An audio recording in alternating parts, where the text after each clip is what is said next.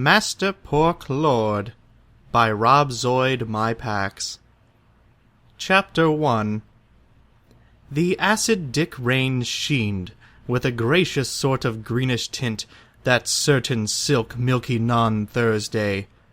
The urban rain, imprinted with its lovely green by man's cognition, formed a stupid small puddle where a little baby bird attempted to make some sort of vague effort at prosperity. The little bird was simply abiding by whatever evolutionary mechanism it is that pushes it, its kind, and all kind, so unkindly forward into bowelhood or dust. The bird took a precious hip-hoppity-hop into the rain puddle, which might have well been scented with gangrene cheeseburgers, Asiental sweat, and the alluring yet questionable breath of a girl who would turn you inside out to have her outsides turned inward. Once the cheeseburger cloud slime accepted baby bird's beaky feet, the featherball dinosaur's cute ribs did a monstrous Dutch jig into its own putrid baby guts. It was a dance brought about by some monstrous attack of disgustingly organized atoms, and such was the 13,582nd step of that bodacious day for Borgaz Sanzo.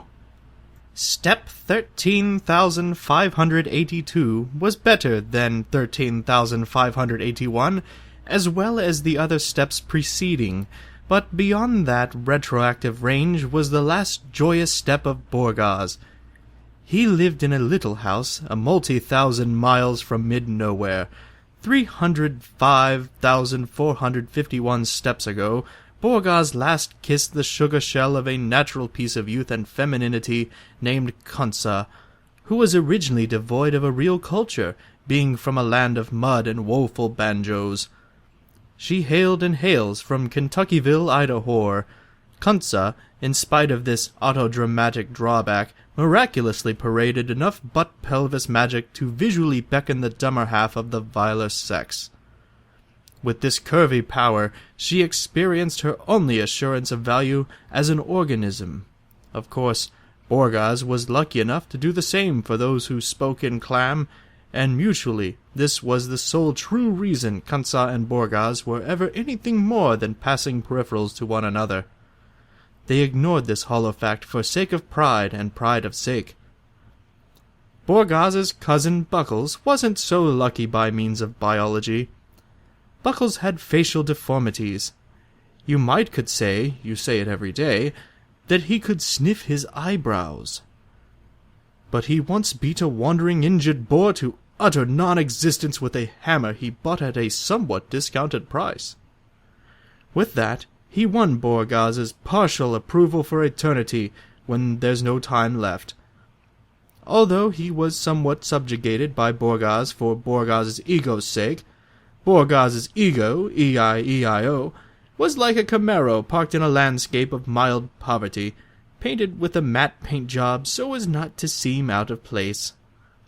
The flesh of Kansa and the misfortune of Buckles inadvertently worked as a team.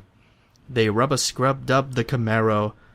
Of course, neither were able to give the fullest puke fuck about their own subjugation because they never realized anything that far beneath the fat of the apparent.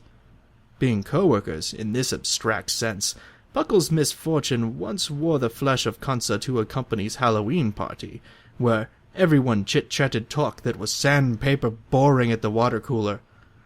This was all they ever did, except now they were all dressed up.